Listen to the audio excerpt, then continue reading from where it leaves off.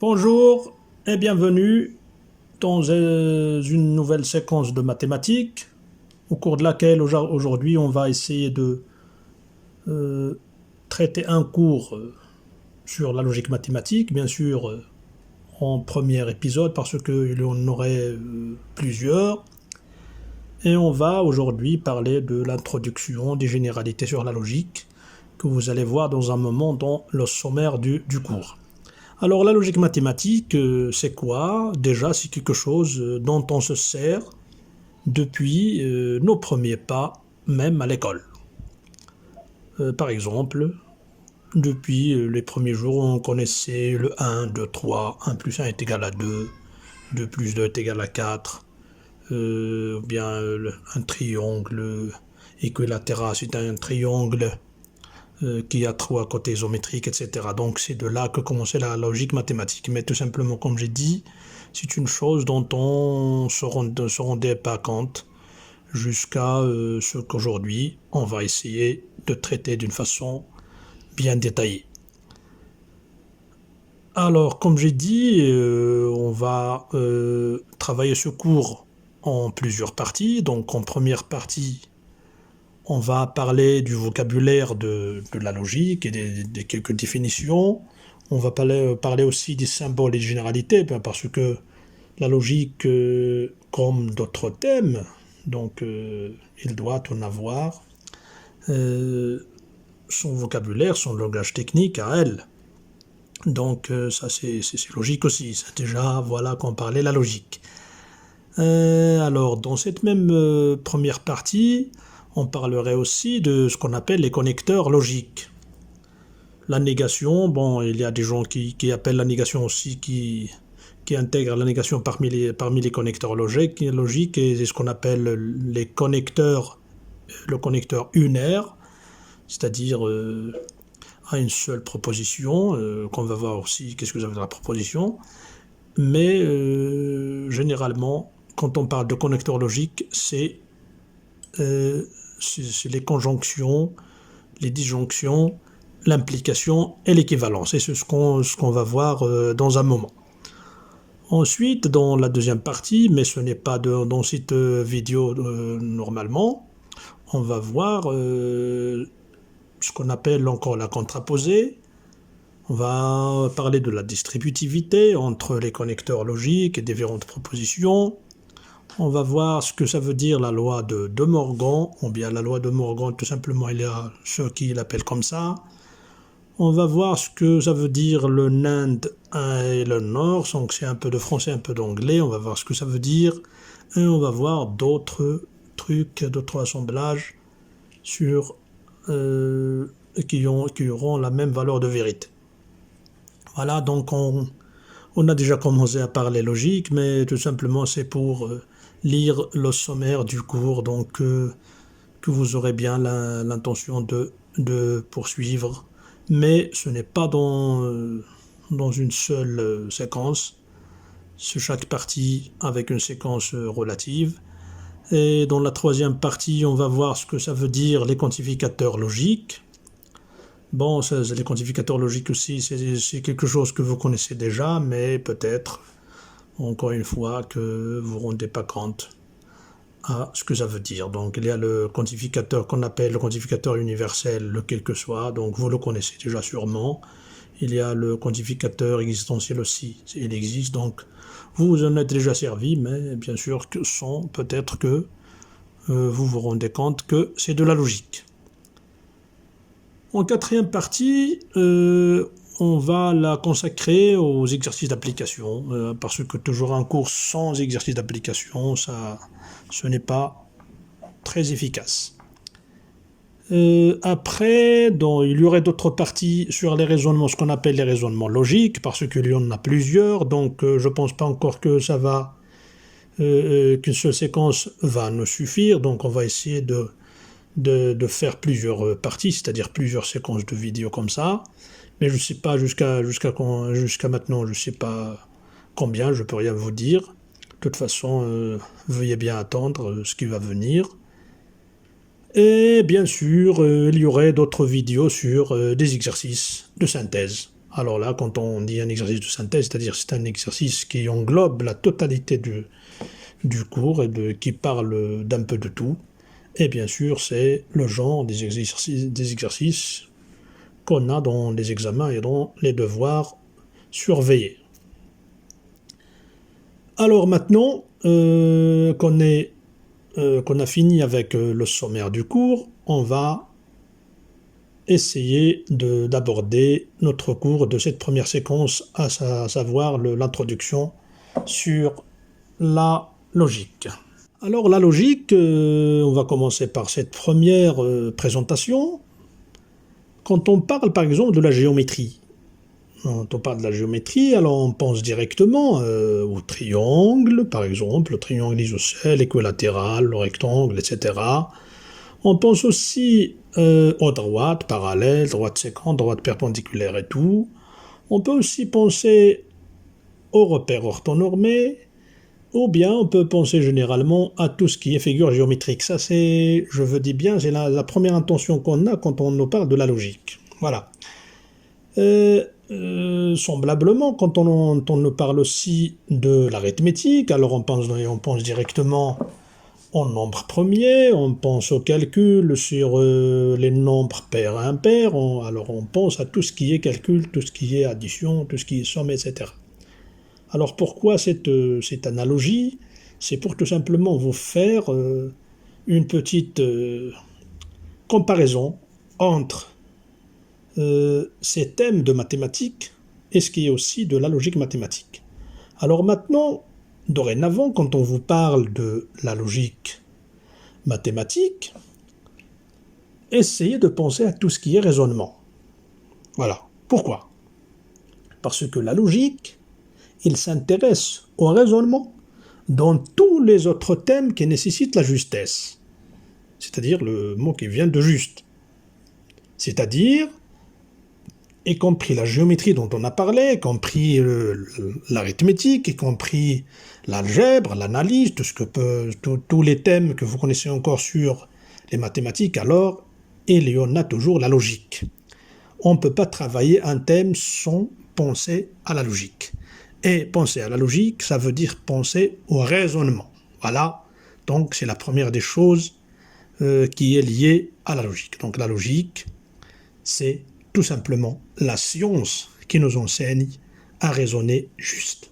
Voilà, c'est je veux dire, c'est le résumé de la définition de la logique.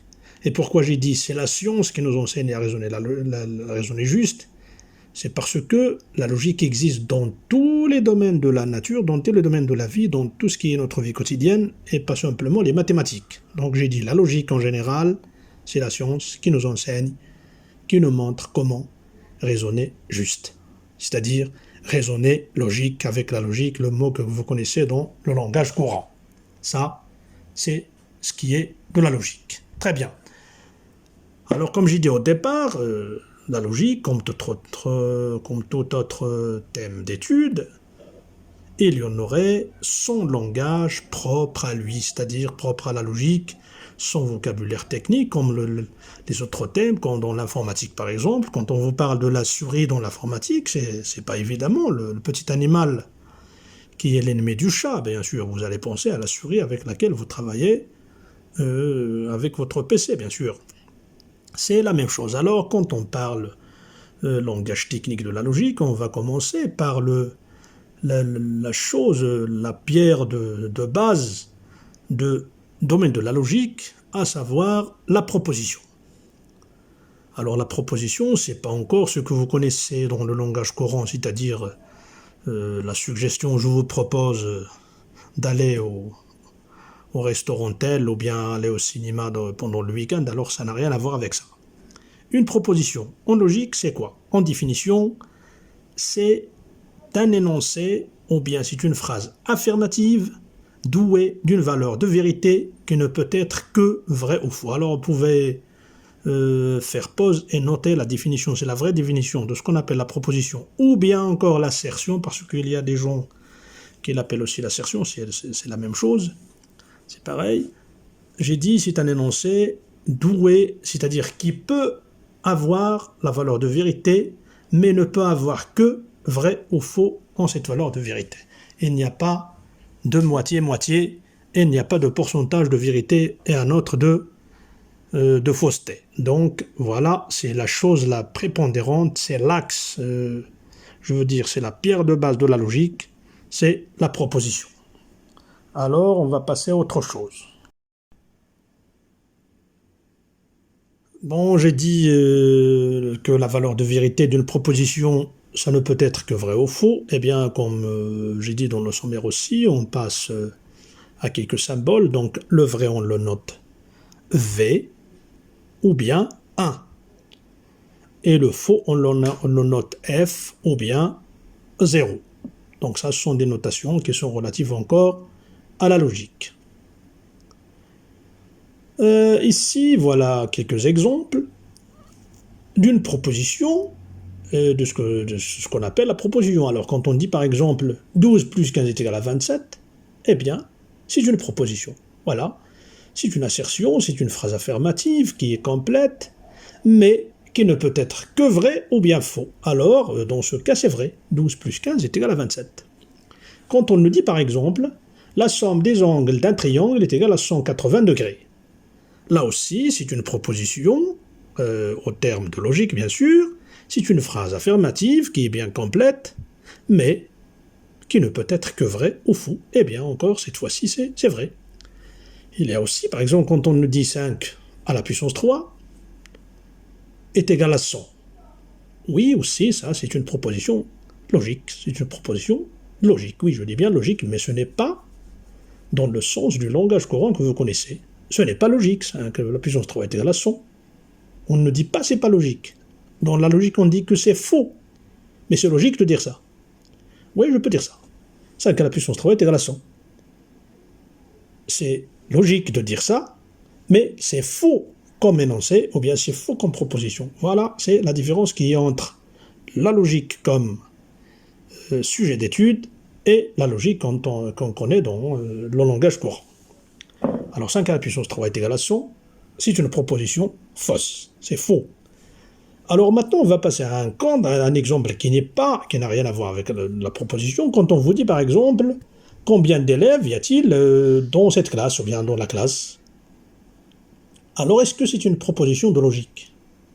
Eh bien non, parce que on doit répondre par un nombre, par un chiffre. On doit dire par exemple qu'il y a 25 garçons et 20 filles, ou bien etc. Donc on ne peut pas répondre par vrai ou faux. Combien d'élèves y a-t-il dans la classe? Ça, déjà, on avait dit dans la définition que c'est une phrase affirmative, alors là c'est une phrase interrogative, donc déjà, la première condition, bien la première chose, le premier critère de définition, elle n'est pas là, elle n'est déjà pas là, donc c'est une phrase interrogative, et encore parce qu'on ne peut pas répondre par vrai ou faux. Donc, ce n'est pas une proposition logique.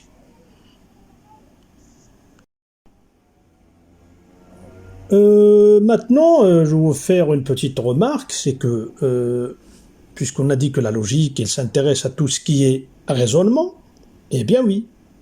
Voilà. Mais ce qui peut paraître un peu contradictoire, un peu paradoxal, c'est que quand on vous dit que la logique, il ne s'intéresse pas à vérifier la vérité ou bien la fausseté d'une proposition. Comme on a vu dans le 5 à la puissance 3 est égale à 100, eh bien la logique, elle ne s'intéresse pas à ce que ça soit vrai ou bien faux.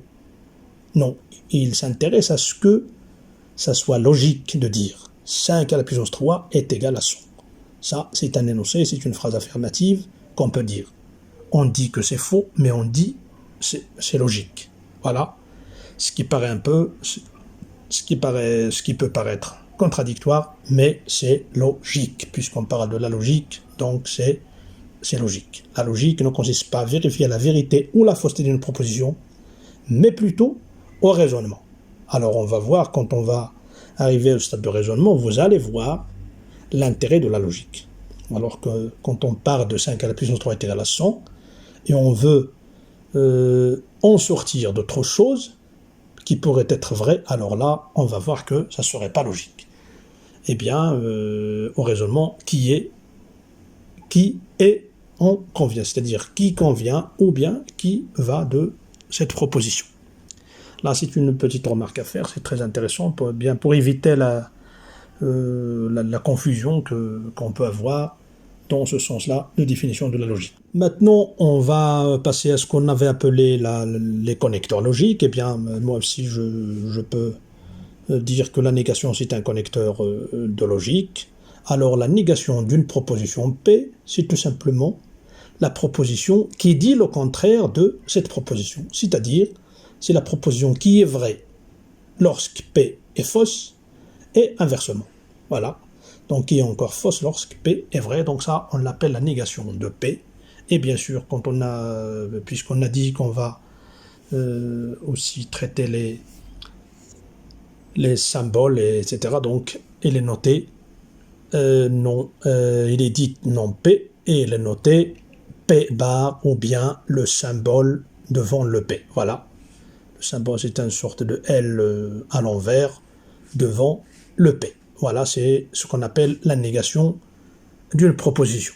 Alors ça, c'est, comme j'ai dit, on peut l'appeler, c'est un connecteur unaire, c'est-à-dire c'est un connecteur qui est lié à une seule proposition. Et on va voir maintenant les autres connecteurs.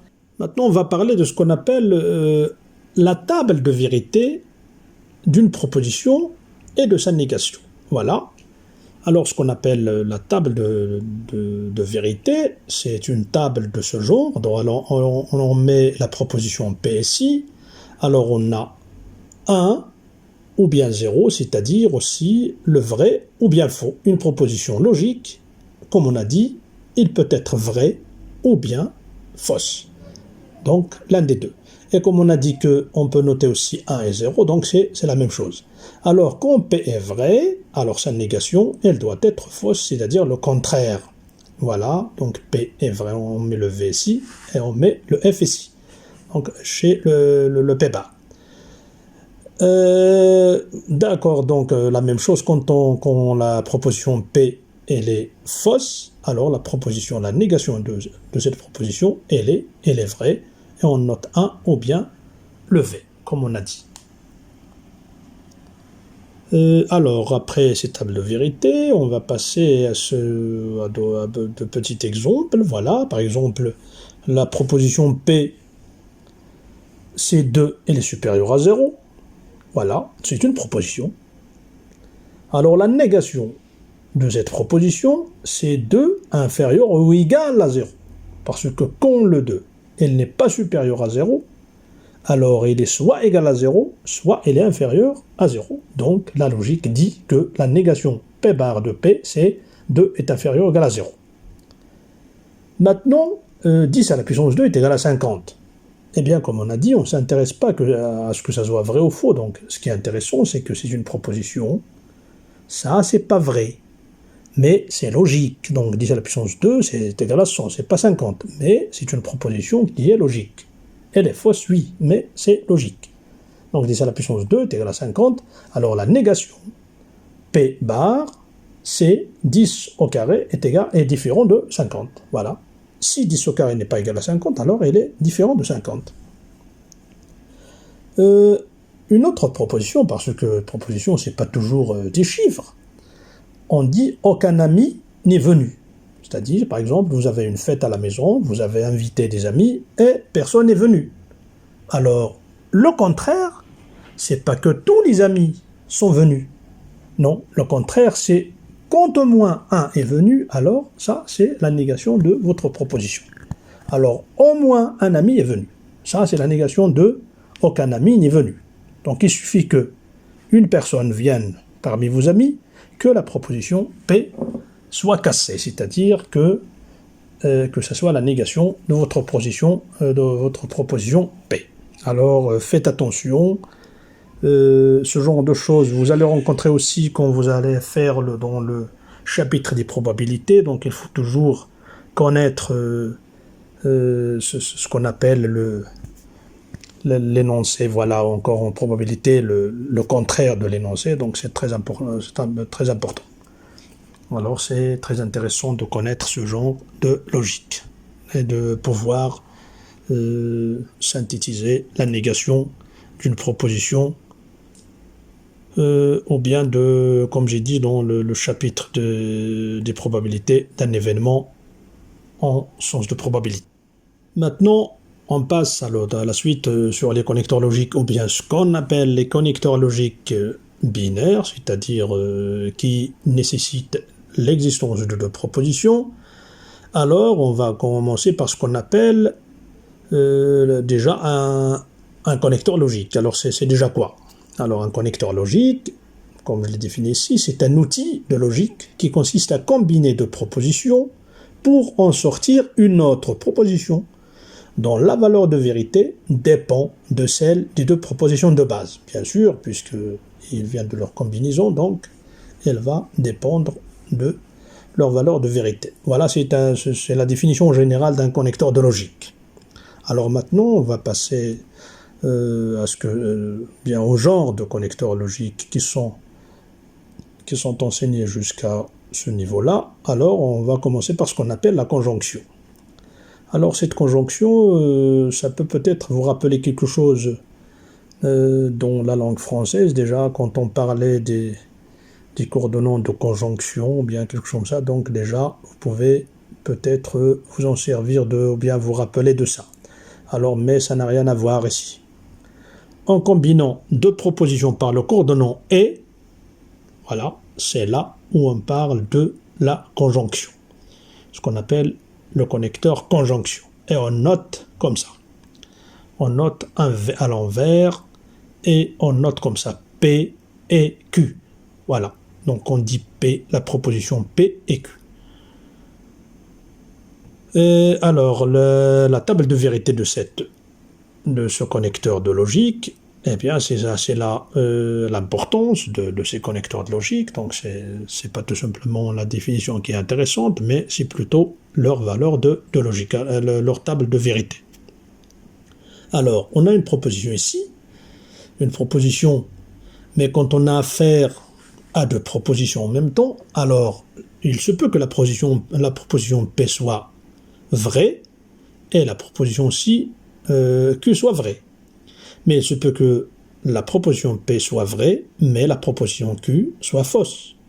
Donc, c'est pourquoi on écrit dans la colonne des P 1, 1, 0, 0 et la colonne de Q 1, 0, 1, 0. On peut aussi écrire 1, 1, 0, 0, mais généralement, donc bien on peut dire conventionnellement, pour une bonne pratique, on fait toujours de cette façon. Il se peut encore aussi que la proposition P soit fausse et Q soit en même temps vraie. Et il se peut que les deux propositions soient en même temps fausses. Alors très bien, ce qui nous intéresse maintenant, c'est la proposition conjonction, c'est-à-dire P et Q. Alors, souvenez-vous que la proposition P et Q, il n'est vrai que lorsque les deux propositions sont vraies en même temps. Voilà, ça c'est ce que vous allez retenir. La proposition P et Q, elle n'est vraie que dans un seul cas, c'est lorsque la proposition P est vraie et la proposition Q est vraie. Alors ça c'est très intéressant à retenir. Lorsque la proposition P est vraie, mais Q est fausse, alors P et Q c'est fausse, c'est faux. Lorsque P est fausse et Q est vrai, alors P et Q c'est faux. Lorsque les deux sont fausses, alors le P et Q aussi, elle est faux. Alors, on va traiter un exemple pour bien illustrer ça.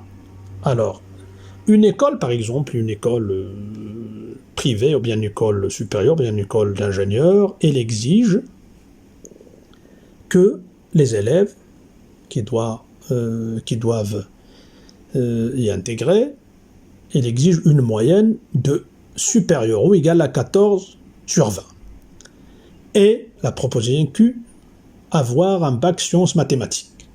Voilà les deux propositions. La première proposition c'est P, et c'est donc déjà l'accolade, ça désigne le et, comme dans les systèmes d'équations, ça désigne toujours le et Q, un bac sciences mathématiques. Alors on va voir maintenant la table de vérité, qu'est-ce que ça va nous donner.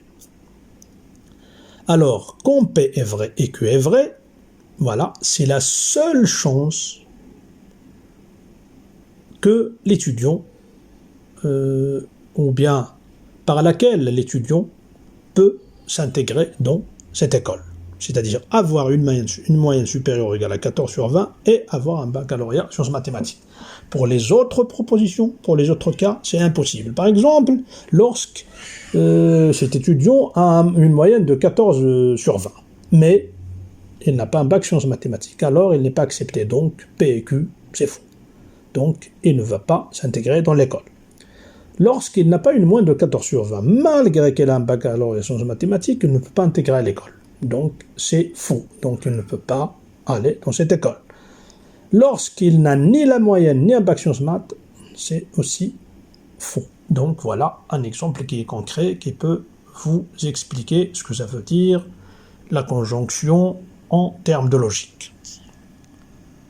Et on va passer maintenant à l'autre connecteur. On va parler maintenant de ce qu'on appelle la disjonction. Alors, on a parlé de la conjonction, il y a aussi la disjonction. Alors, ça veut dire quoi, cette disjonction? C'est lorsqu'on combine deux propositions par le coordonnant « ou ». Et on parle, comme j'ai dit, de disjonction. Et c'est noté maintenant un V normal, c'est-à-dire ce n'est plus le V à l'envers, et noté P ou Q. Voilà, c'est la notation qu'on utilise dans notre cours et dans les exercices de logique. Alors c'est très bien. Alors maintenant, on va passer à sa table de vérité qui est intéressante. Alors c'est comme ça. Donc on a une proposition P, une proposition Q. Donc la colonne encore de P, c'est vrai, vrai, faux, faux. Donc vrai, vrai, vrai, faux, faux, vrai, faux, faux. Alors, contrairement à la conjonction, la disjonction maintenant, elle est vraie dans tous les cas, sauf le seul cas où les deux propositions sont fausses. Voilà. Alors vous allez remarquer que c'est vrai, vrai, vrai, mais la dernière cas, c'est-à-dire où les deux propositions sont fausses, alors c'est faux. Et on va voir un exemple d'illustration. Voilà. Un employeur cherche une secrétaire qui parle, proposition P, le français couramment, ou Q, l'anglais moyen. C'est-à-dire, il suffit qu'il parle le français couramment, ou bien qu'il parle un anglais moyen, alors il peut accrocher son travail chez cet employeur. On va voir maintenant la table de vérité. Alors, si la secrétaire parle français couramment et parle anglais moyen, alors c'est très bien, c'est vrai, il peut accrocher son travail. Si la secrétaire parle le français couramment, mais ne parle pas anglais moyen, il peut accrocher son travail aussi, parce que on avait dit le « ou ». Voilà. Si il ne parle pas français couramment, mais il parle en anglais moyen, et il peut aussi accrocher son travail. Mais lorsqu'il ne parle ni français couramment, ni anglais moyen, alors c'est la seule exclusion du travail, c'est-à-dire il ne peut pas travailler. Voilà un exemple encore qui est concret de disjonction en termes de logique. On va parler maintenant de ce qu'on appelle l'implication. Bien sûr, vous avez déjà utilisé l'implication dans les exercices plusieurs fois, mais peut-être que vous ne vous rendez jamais compte de ce que ça veut dire, ou bien de sa valeur en termes de logique.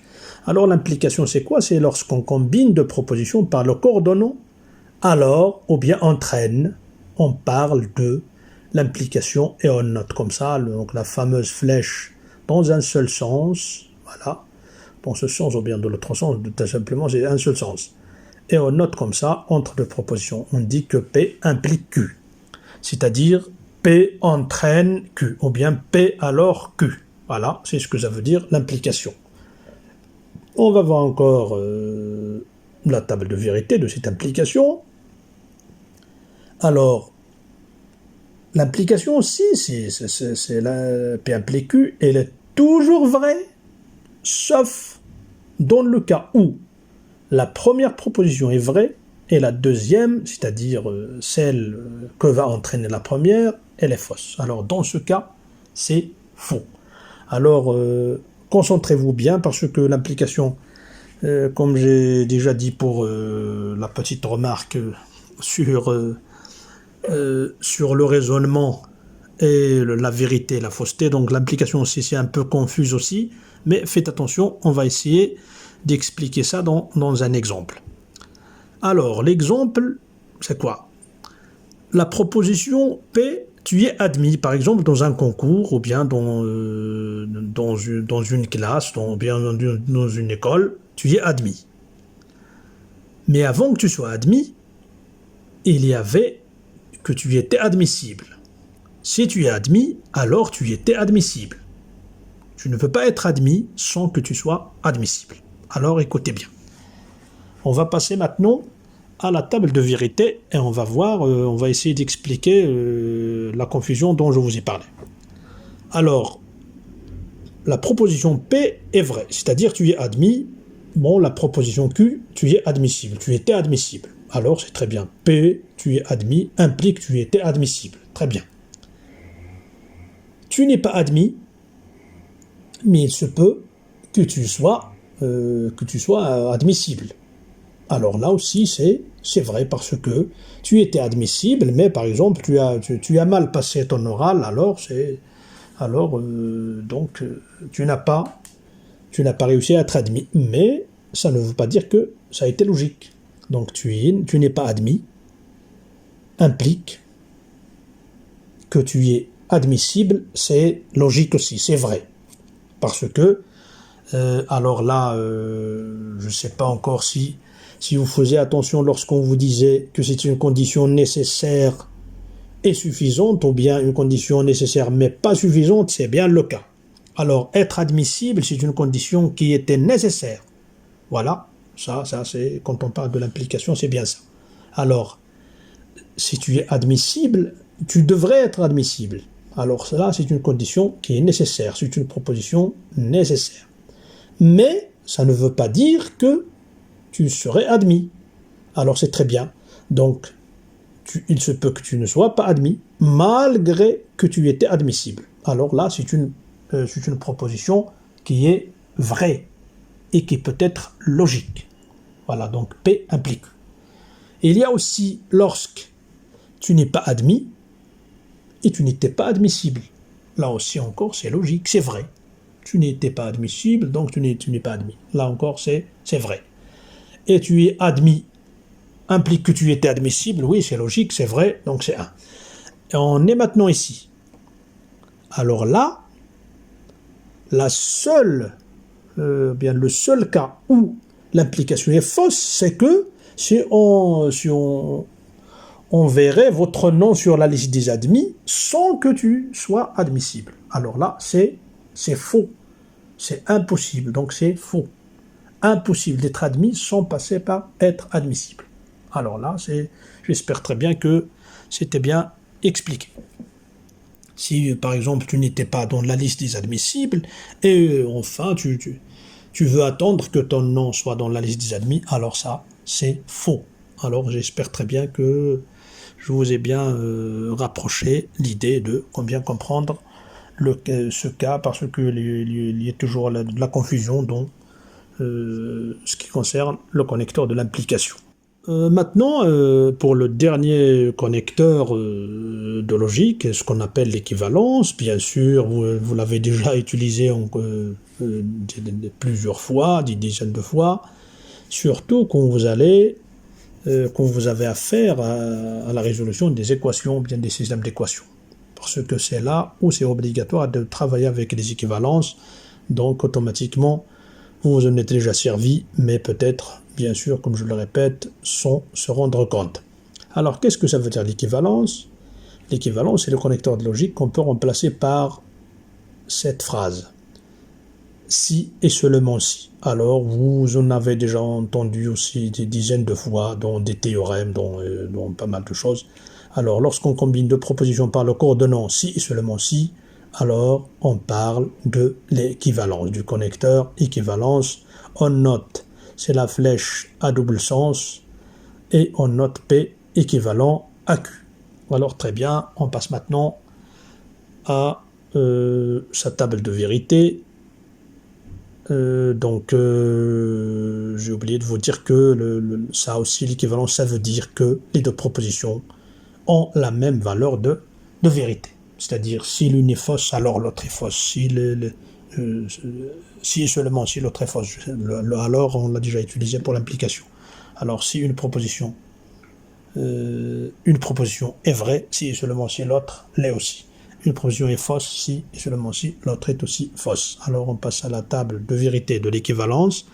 Alors on a notre P encore avec le 1, 1, 0, 0, notre Q 1, 0, 1, 0. Je répète pourquoi on écrit P 1, 1, 0, 0 et Q 1, 0, 1, 0, parce que on a affaire à l'état de vérité des deux en même temps. Donc il se peut que l'une soit vraie, l'autre soit vraie, l'une soit vraie, l'autre soit fausse, et contrairement la première soit vraie, la deuxième soit fausse, la deuxième soit vraie, ou bien la première soit fausse et l'autre soit fausse. Donc c'est pourquoi on fait cette alternance entre le 1 et 0, et comme on écrit le 1 et 0, on peut aussi écrire les vrais et le faux. Donc c'est pareil.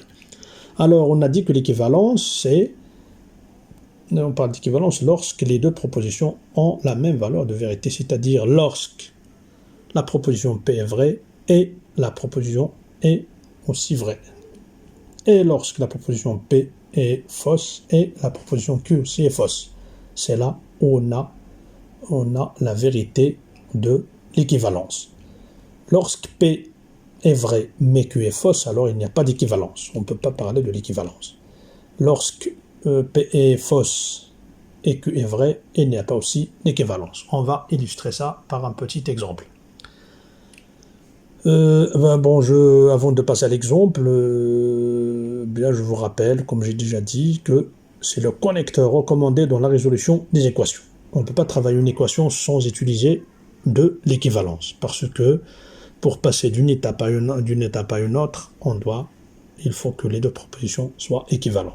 Sinon, on risque de commettre une faute dans le raisonnement. Et quand on parlera des raisonnements, vous allez voir de quoi s'agit-il.